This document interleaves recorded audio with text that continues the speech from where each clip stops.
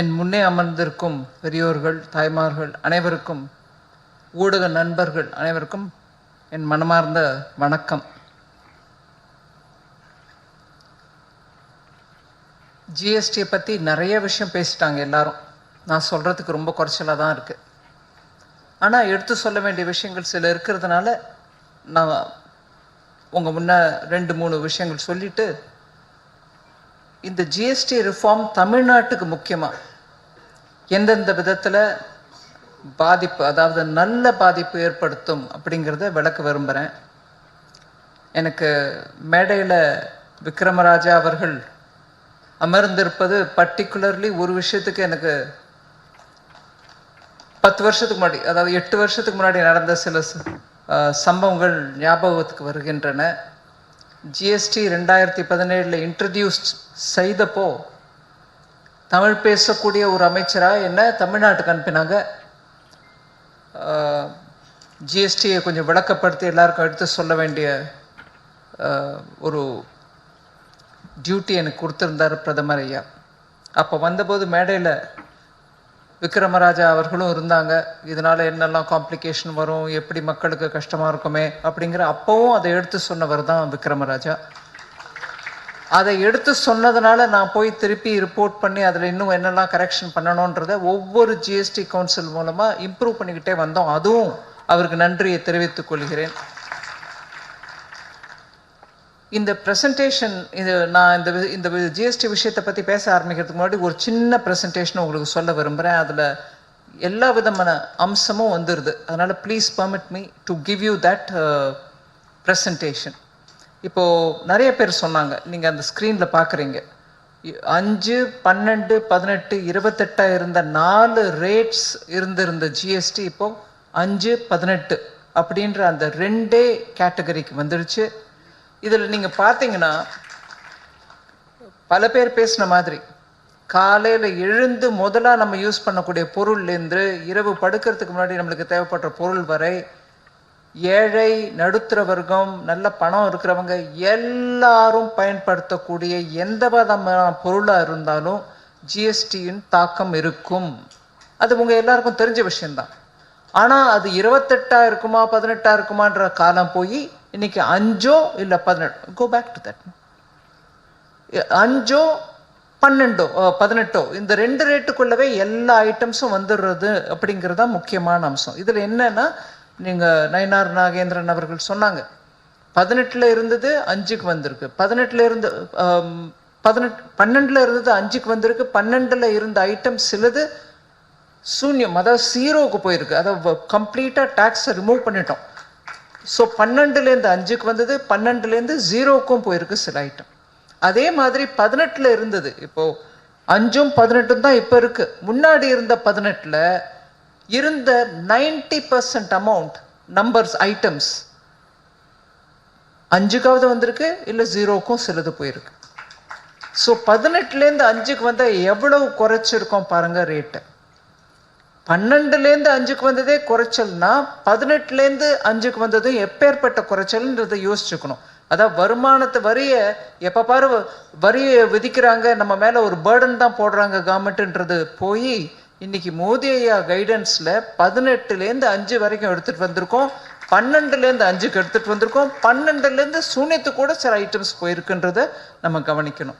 இதனால இந்த 140 crore பீப்புளுக்கு கூட பலவிதமான ஐட்டம்கள் மூலமாக ரேட்டு குறைக்கப்பட்டிருக்கிறது. எவ்வளவு குறைக்கப்படும்? 1% இல்லை, 0.5% இல்லைங்க, கிட்டத்தட்ட 10, கிட்டத்தட்ட 13% வரைக்கும் குறைச்சிருக்கோம். அதனால பலவிதமான ஐட்டம்க்கு 0வும் போயிருக்குன்றதுனால இதோடைய பிரபாவம், அதாவது தெலுங்கு, தமிழ், ஹிந்தியில் சொல்கிற மாதிரி இதோட இம்பேக்ட், இதனுடைய தாக்கம் 140 கோடி மக்கள் மேலேயும் இருக்கும்.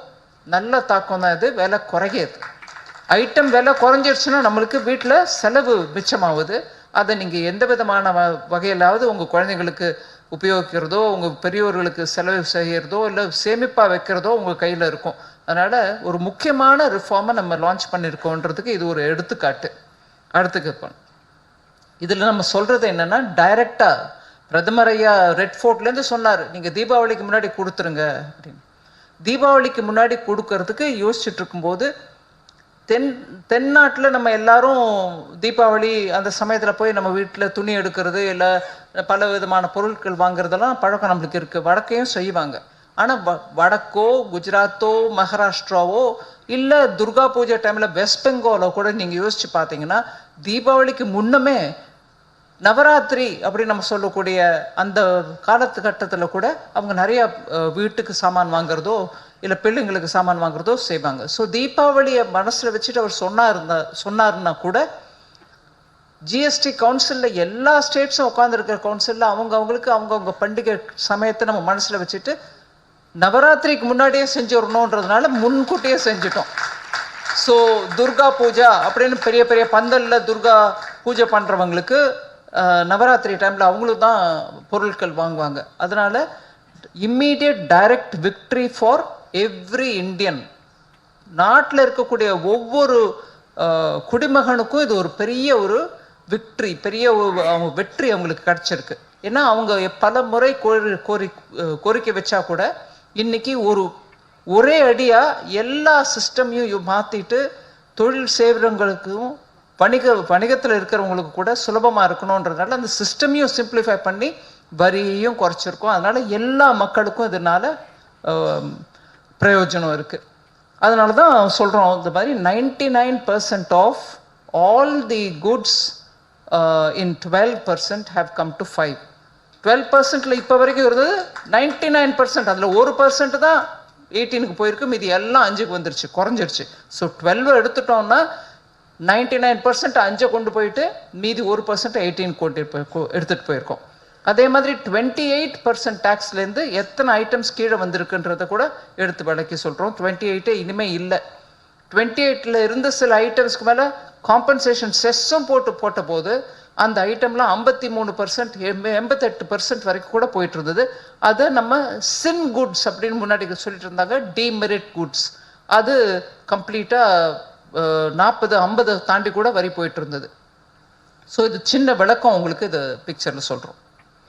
அடுத்தது பார்த்தீங்கன்னா இதில் டேக்ஸ் பேஸ் எப்படி இருந்துச்சு. 65 லட்சம் பேர் தான் ஜிஎஸ்டிக்கு முன்பு வரை, ஜிஎஸ்டி இன்ட்ரடியூஸ் பண்ணும்போது 2017ல் 65 லட்சம் பேர் தான் ஜிஎஸ்டி சிஸ்டமில் இருந்தாங்க. வரி கட்டிக்கிட்டு இருந்தவங்க சொல்கிறேன். ஜிஎஸ்டியில் வரி கட்டிக்கிட்டு இருந்த வியாபாரங்களோ தொழிலோ 65 லட்சம் பேர் தான் இருந்தாங்க. ஆனால் இன்னைக்கு ஜிஎஸ்டி வந்து 8 வருஷத்தில் அது 1.5 கோடி பிஸ்னஸஸ் ஜிஎஸ்டியில் வந்திருக்குன்றதை நான் எடுத்து சொல்ல விரும்புகிறேன். ஏன்னா ஜிஎஸ்டி ஒரு பெரிய கப்பர் சிங் டேக்ஸ்ன்னு சொல்லிட்டு எதிர்கட்சி தலைவர் ஊரெல்லாம் சொல்லிட்டு இருந்தார். அது கப்பர் சிங் டேக்ஸாக இருந்திருந்ததுன்னா தொழிலோ வர்த்தகமோ 65 லட்சத்தில் இருந்தவங்க ஏன் 1.5 கோடி பேர் ஜிஎஸ்டியில் சேர்ந்தாங்க? அது சுலபமாக இருக்குது. சிஸ்டம் நாடு முழுவதும் ஒன்றா இருக்குது. எங்கே பொருள் வாங்கினாலும் அதே விலையில் கிடைக்குது. நீங்கள் பொருள் வாங்கி அதை இன்னும் இம்ப்ரூவ் பண்ணி ஏற்றுமதிக்கு கூட உபயோகிக்கிறீங்க. அதனால தொழில் கன்சியூமர் நுகர்வோர் மாத்திரம் வரி கட்டலை, அதை பொருள் தயாரிக்கிறவங்களும் வரி கட்டுறாங்க. அவங்களுக்கும் அந்த வரி விலக்கோ இல்லை வரியை குறைக்கிறதோ அவங்களுக்கும் பாதிக்கிறதுனால ஜிஎஸ்டியில் வர்றதுனால நம்மளுக்கு ஆதாயம் இருக்குன்னு சொல்லி வந்தவங்கனால நம்பர் இத்தனை 65 லட்சத்துலேருந்து 1.5 கோடி வரைக்கும் இன்க்ரீஸ் ஆகிருக்கு. இது மேல்முகமாக போயிட்டுருக்கே தவிர இது கப்பர் சிங் டேக்ஸாக இருக்கிறதுனால எல்லாரும் அதை விட்டு விலகலை. அந்த பாயிண்ட்டை நம்ம புரிஞ்சுக்கணும். அதனால வருமானம் கூட எவ்வளோ வந்திருக்கு. Record gross GST receipts. Gross ஜிஎஸ்டின்னு ஏன் சொல்கிறாங்க? வந்துட்டு கலெக்ட் பண்ண பிறகு அதில் ரீஃபண்ட் கொடுக்கறதும் இருக்கும். அதனால ரீஃபண்ட் கொடுக்கறதுக்கு முன்னாடி இருந்த அமௌண்ட்டை பற்றி தான் சொல்லும்போது கிராஸ்ன்னு சொல்கிறோம். ரீஃபண்ட் போன பிறகு எவ்வளோ இருக்குன்றதும் சொல்லலாம், பட் இங்கே கிராஸ் நம்ம சொல்கிறோம். கிராஸ் கணக்கு பிரகாரம் நீங்கள் பாருங்கள், 7.18 லட்சம் கோடியாக இருந்துச்சு அப்போது 2017ல். அது இன்னைக்கு 22 லட்சத்துக்கு மேலே போயிடுச்சு கலெக்ஷன். ஒரு மாதம் on an average 1.9 lakh crore or 2 lakh crores வருமானம் கிடைக்குது. மத்திய அரசுக்கும் சரி மாநில அரசுங்களுக்கும் சரி. அது அப்புறம் 50% பிரிச்சிடுறோம். ஸோ 1.8 lakh crores வருமானம் வந்துச்சுன்னா அது கிளீனாக 90,000 ஸ்டேட்டுக்கு 90,000 சென்டருக்குன்னு போகுது. அதுக்கப்புறம் அந்த 90,000 சென்டருக்கு வரதுலேருந்து கூட கிட்டத்தட்ட 41% ஸ்டேட்ஸுக்கு போயிடுது. அதனால் மிஞ்சின 23 தான் 23% தான் எங்களுக்கு கிடைக்குது. 100ல் 23 தான் எங்களுக்கு கிடைக்குது. மீதி எல்லாம் ஸ்டேட்ஸ்க்கு தான் போகுது. ஸோ ஜிஎஸ்டி மூலமாக மக்களுக்கும் பயன் கிடச்சிருக்கு, மாநில அரசுகளுக்கும் பயன் கிடச்சிருக்கு அப்படிங்கிறத இதுலேருந்து புரிஞ்சுக்கலாம் நம்ம. இதில் முக்கியமாக நான் சொல்ல வந்தது என்னென்னா, இது ஏதோ மத்திய அரசு இப்போ வரைக்கும் எனக்கு நல்ல ஞாபகம் இருக்குது, இந்த ரிஃபார்ம் அனௌன்ஸ் பண்ணுற முன்னாடி வரைக்கும் ஏதாவது ஒரு குறை இருந்ததுன்னா ஜிஎஸ்டியில், அதில் இப்படி இருக்குது அப்படி இருக்குன்னு குறைபாடுகள் மக்கள் சொன்னால் அதெல்லாம் மோடி ஐயா ஏன் என்ன இப்படி பண்ணுறீங்க, அம்மா நீ என்ன பண்ணிகிட்டு இருக்க, உனக்கு ஊறுகாய் தான் போட தெரியும், உனக்கு ஜிஎஸ்டி நடத்த தெரியாதுன்னு சொல்லிட்டு இருந்தாங்க. அதையும் நாங்கள் பொறுமையாக காதில் கேட்டுட்டு தான் இருந்தோம். அது யாரையும் சொல்லாதீங்க அப்படின்னு நாங்கள் எதிர்மறையாக பேசலை. ஆனால் நல்லது நடக்கும்போது, இத்தனை நாளில் பல விதமான நல்லது நடந்திருக்கு. நான் உங்களுக்கு ரேட்டெல்லாம் காமிச்சு கொடுத்தேன், மாநில அரசுக்கு எவ்வளோ வருமானம் இன்க்ரீஸ் ஆகிருக்குன்றதையும் எடுத்து சொன்னேன். அந்த நல்லது மோடி ஐயா அம்மா ஊறுகாய் போடுற நிர்மலா மாமி யாரும் சொல்லலை. சொல்லாமல் போனால் கூட எனக்கு பரவாயில்ல, நாட்டுக்கோசம் நம்ம பண்ணுறோம், எனக்கு நல்ல பேர் கிடைக்கணும்னு பண்ணலை. சொல்லாட்டியும் இதில் புரிஞ்சிக்க வேண்டிய விஷயம் என்ன, மாநிலங்கள் எல்லா மாநிலங்களிலிருந்து வரக்கூடிய அந்தந்த நிதித்துறை அமைச்சர்கள் வந்து உட்கார்ந்து ஜிஎஸ்டி கவுன்சிலில் முடிவு எடுக்கிறாங்க. இத்தனை நாளாக பண்ண நல்லதும் அவங்களும் தான் இருந்தாங்க, இன்னைக்கு பண்ணுற நல்லதுலேயும் அவங்க தான் இருக்காங்க. அதனால தான் ஜிஎஸ்டி கவுன்சில் முடிவு எடுத்த பிறகு அன்னைக்கு ராத்திரி 11:30 மணி வரைக்கும் ப்ரெஸ் கான்ஃபரன்ஸில் சொன்னேன். முதல்ல எடுக்கும்போதே சொன்னேன், இந்த முடிவு மீடியா கேள்வி கேட்டபோது கூட கேட்டாங்க, அவர் ஆகஸ்ட் 15th பிரைம் மினிஸ்டர் சொல்லிட்டார் ரெட் ஃபோர்ட்லேருந்து, அதனால் நீங்கள் அவர் முடிவு எடுத்துக்கலாமா அப்படின்னு. ஆகஸ்ட் 15க்கு பிரதமர் ஐயா சொன்னார். அந்த முடிவு எடுத்தது ஜிஎஸ்டி கவுன்சிலில். அதனால தான் நான் இந்த புக்கில் பார்க்குறேன், இந்த இதில் தேங்க்யூ ஜிஎஸ்டி கவுன்சில்னு கூட போட்டிருக்கு. அந்த முடிவு எடுத்தது ஜிஎஸ்டி கவுன்சில் இருந்த அனைத்து நிதி அமைச்சர்களும் சேர்ந்து தான் எடுத்தாங்க. ஆனால் இது எதுக்கு நான் முக்கியமாக சொல்ல விரும்புகிறேன்னா, கெட்ட பேர் வரணும் போது இல்லை திட்டணும் போது பிரதமர் ஐயோவோ நிதி அமைச்சரோ மத்திய நிதி அமைச்சரையோ சொல்லிட்டே இருந்தவங்க இன்னைக்கு நல்ல இவ்வளோ பெரிய முடிவு எடுத்திருக்கோம், அதுலேயும் மாநிலங்களுக்கு பங்கு இருக்குன்றதை நானே எடுத்து சொல்ல விரும்புகிறேன். அதனால தான் ஜிஎஸ்டி கவுன்சில்லையும் நான் சொன்னேன். அந்த ப்ரெஸ் கான்ஃபரன்ஸில் வந்து எடுத்து சொன்ன போது நான் சொன்னேன், மாநிலங்களிலிருந்து வந்திருக்கக்கூடிய நிதி அமைச்சர் எல்லாருக்கும் நன்றி சொல்ல விரும்புகிறேன். ஏன்னா அவங்க எல்லாரும் சேர்ந்து ஒத்துழைச்சு இந்த முடிவு எடுக்கணும்னு முடிவு எடுத்தாங்க.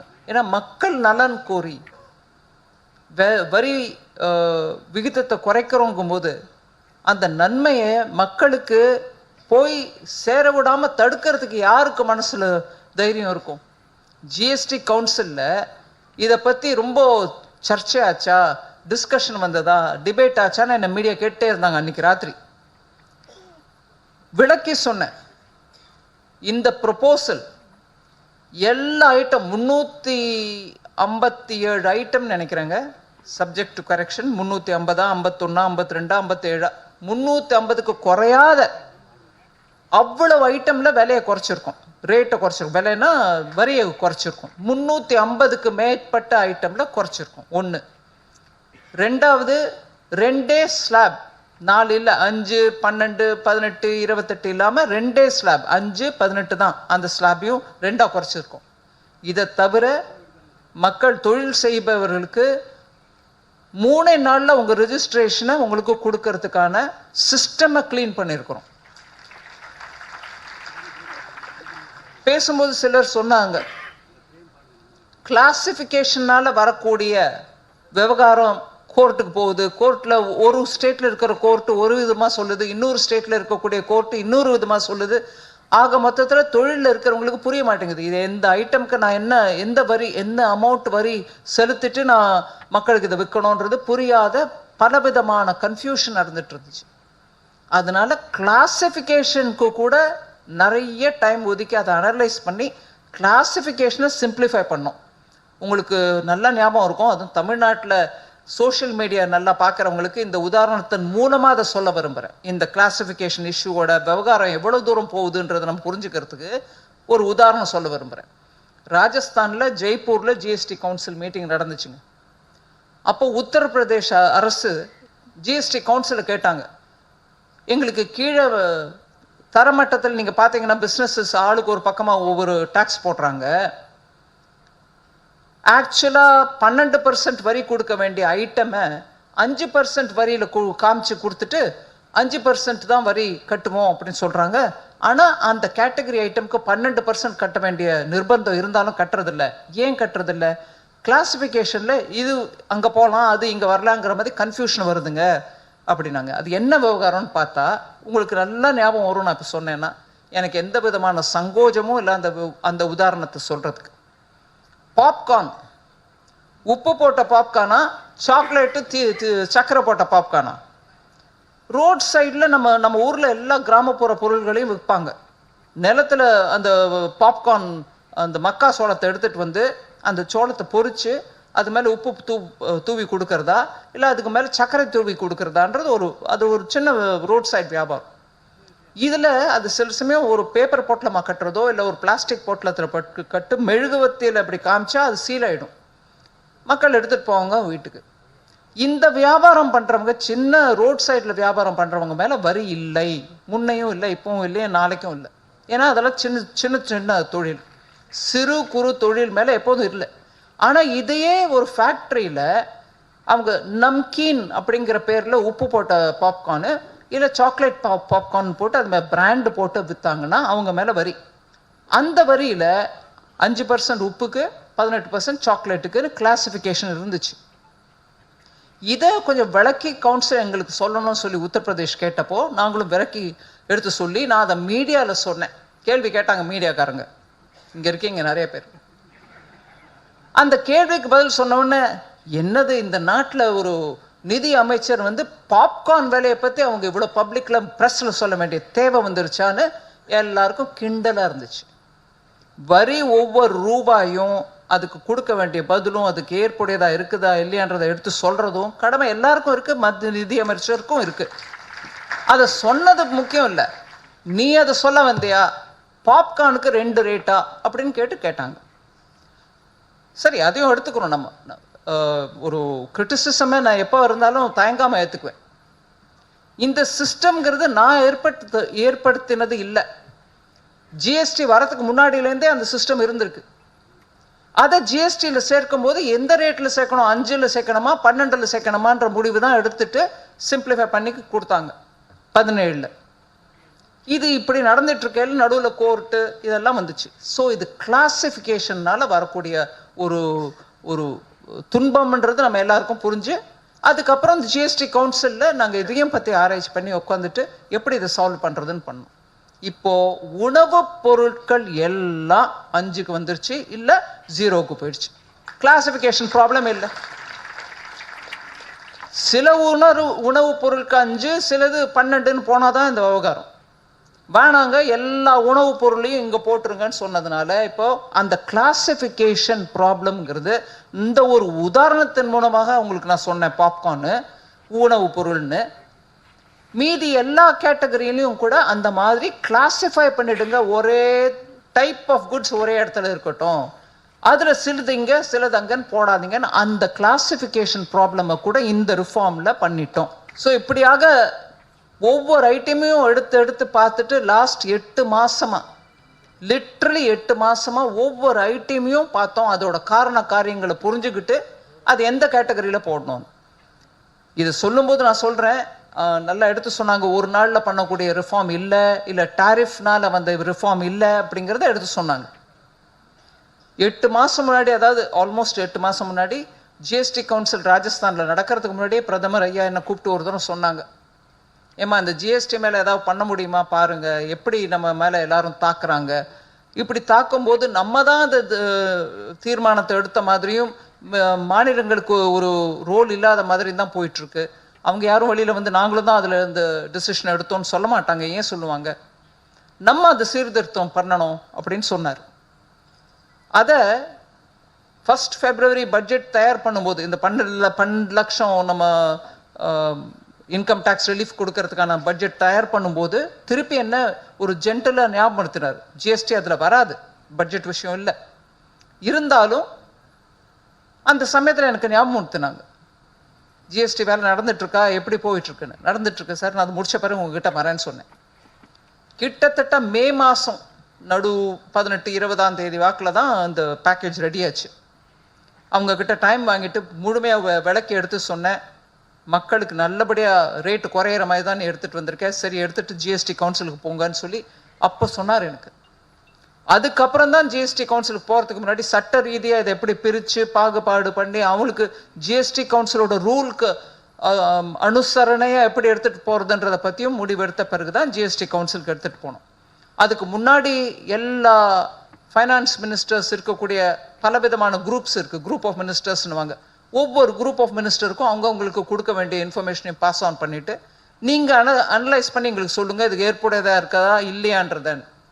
ஸோ அவங்களையும் அதை பார்த்துட்டு ஒவ்வொருத்தரும் சரி இது ஜிஎஸ்டி கவுன்சிலுக்கு எடுத்துகிட்டு போகிறான்னு சொன்ன பிறகு தான் ஜிஎஸ்டி கவுன்சிலுக்கு வந்தோம். அதனால் இந்த மாதிரி ஒரு மேஜர் டிசிஷனை அடுத்த ஸ்லைட் போய் மேஜர் டிசிஷனை எடுக்கணும்னா எல்லாரோட ஒத்துழைப்பும் இருக்கணும். அதிகாரிகள் எப்பொழுதும் நம்ம சொல்லுவோம், அரசியல்வாதிகள் மக்கள் ஓட்டு எடுத்துட்டு வந்துடுறாங்க பதவிக்கு, ஆனால் அதிகாரிகள் அடக்க முடியாமல் அவங்க கொடுத்த வாக்கை நிறைவேற்ற முடியாமல் கஷ்டப்படுவாங்க அப்படின்வாங்க. பியூரோக்ரஸி கண்ட்ரோல் பண்ணுறாங்க, இவங்களால ஒன்றும் பண்ண முடியல, செயல் எழுந்து இருக்காங்க, எதிர்கட்சியில் இருந்தாலும் காங்கிரஸ் தான் நடத்துது அப்படின்னு பல விதமாக கிரிட்டிசைஸ் பண்ணுவேன். நான் கேட்குறேன் இன்னைக்கு உங்களுக்கு முன்னாடி 2019 கார்பரேட் ரேட் டேக்ஸை குறைச்சதை பற்றி சொல்கிறாங்க. 19 வைங்க அங்கே. இந்த 8 மாதத்தில் எடுத்து பாருங்க, இன்கம் டேக்ஸ் 12 லட்சம் வரைக்கும் ரிலீஃப் கொடுத்ததும் எங்களோட டீமில் இருக்கக்கூடிய அதிகாரிகள் எங்களோட ஒர்க் பண்ணதால தான்.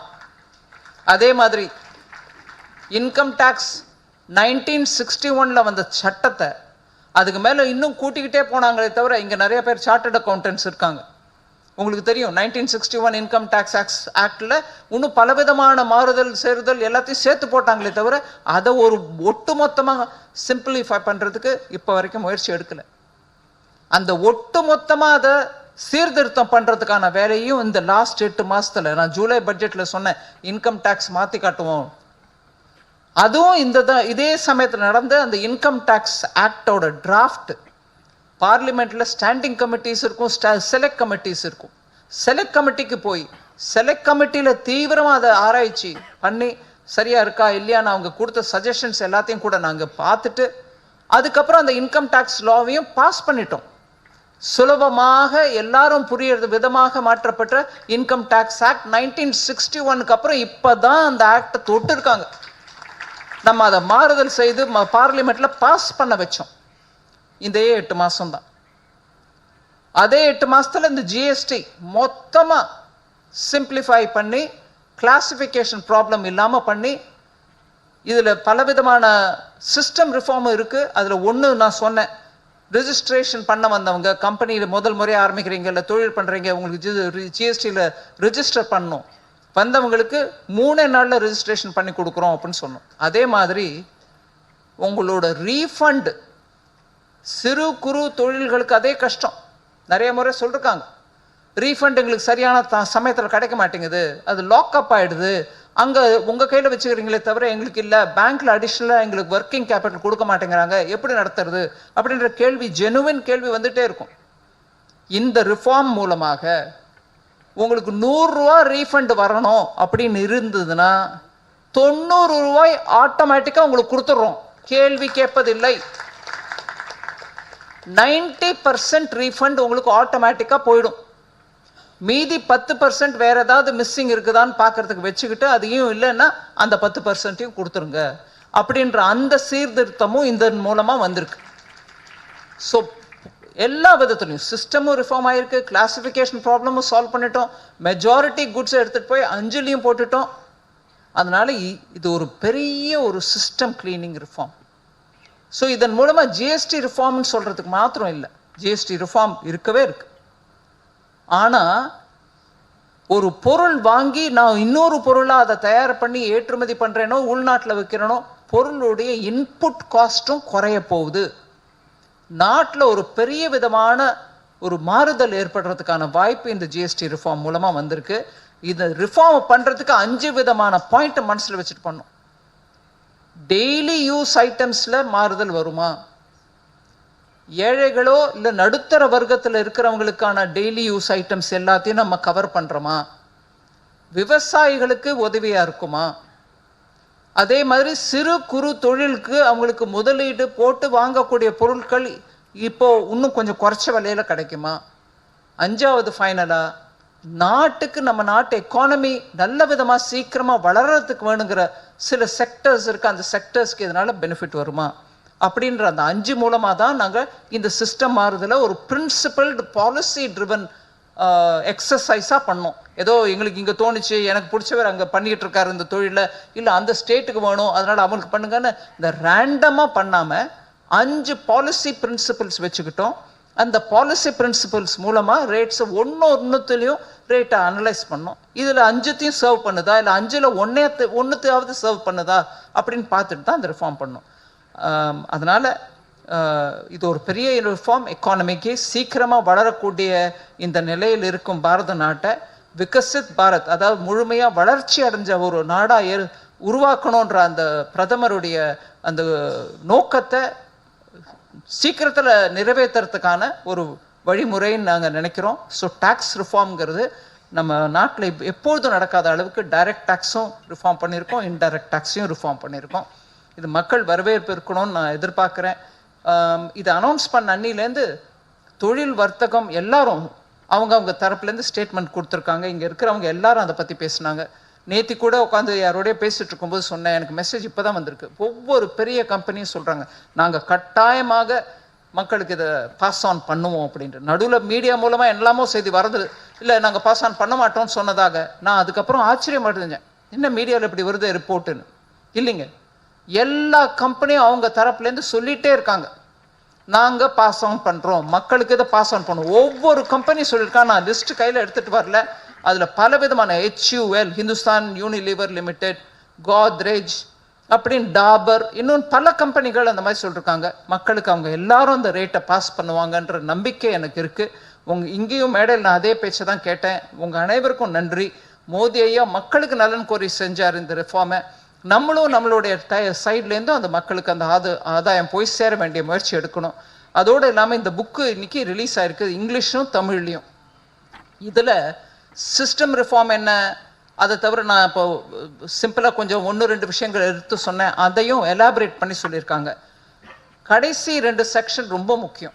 தமிழ்நாட்டுக்கு இந்த ஜிஎஸ்டி ரிஃபார்ம் மூலமாக எந்தெந்த பொருட்கள், நம்மளும் சோப்பு, டூத் பேஸ்ட்டு, எண்ணெய் பல நாட்டில் இருக்கக்கூடிய எல்லா பகுதியிலையும் யூஸ் பண்ணுற மாதிரி யூஸ் பண்ணால் கூட தமிழ்நாட்டுக்கென சில குறிப்பிட்ட பொருட்கள் இருக்கின்றன. அந்த பொருட்களோட லிஸ்ட்டும் கொடுத்துருக்கோம். அதை தவிர இந்த லாஸ்ட் செக்ஷனில் இப்போது பவானி ஜமக்காலம், தஞ்சாவூர் பொம்மைகள், தென்னை நாரோடு பண்ணக்கூடிய பொருட்கள், அப்படியாக ஒவ்வொரு ஐட்டமையும் கொடுத்து அது எந்த ரேட்டுக்கு குறைக்கப்பட்டிருக்குன்னு சொல்லி அது எந்த பகுதியில் இருக்கக்கூடிய தொழிலுக்கு அது உதவியாக இருக்குன்றதையும் எடுத்து சொல்லியிருக்காங்க. ஸ்பெசிஃபிக்கலி தமிழ்நாட்டுக்கு இதனால் என்ன இம்பேக்ட் இருக்குன்றத தமிழ்லையும் ஆங்கிலத்திலையும் நல்லபடியாக எடுத்து சொல்லியிருக்காங்க. இது தவிர கடைசி செக்ஷனில் செக்டர் வைஸ் இப்போது அவங்க கொடுத்துருக்க உதாரணம் ஃபார்மர்ஸ் அண்ட் இரிகேஷன், விவசாயிகளுக்கு இதன் மூலமாக என்ன கிடைக்கிது, என்னென்ன ஐட்டம்ஸ்லாம் குறைச்சிருக்காங்க, எந்த மாவட்டத்துக்கு அது இமீடியட்டாக பெனிஃபிட்டாக இருக்கும் அப்படின்றதையும் எடுத்து சொல்லியிருக்காங்க. Vehicles and mobility, personal care, house hold, kitchen, பாத்திரம், வீட்டுக்கு உபயோகப்படுத்த பாத்திரத்தை கூட ரேட்டு குறைஞ்சிருக்குன்றதை எடுத்து சொல்லியிருக்காங்க. அதனால் இந்த புக்கை நீங்கள் பார்த்தீங்கன்னா உடனடியாக உங்களுக்கு ஒரு இண்டெக்ஸ் மாதிரி எல்லாம் கிடைச்சிரும், என்னெல்லாம் ரிஃபார்ம், என்ன பொருள் விலை குறையுது. அதனால் இதை கொஞ்சம் எல்லாருக்கும் டிஸ்ட்ரிபியூட் பண்ணுங்கள், எல்லாரும் அதனால் பயனடைவாங்க. மக்களுக்கும் மக்கள் இந்த தொழில் வர்த்தகம் எல்லாருக்கும் சேர்த்து போட்டு இந்த ஜிஎஸ்டி மூலமாக நல்ல ஒரு தாக்கம் ஏற்படும் நான் நினைக்கிறேன்.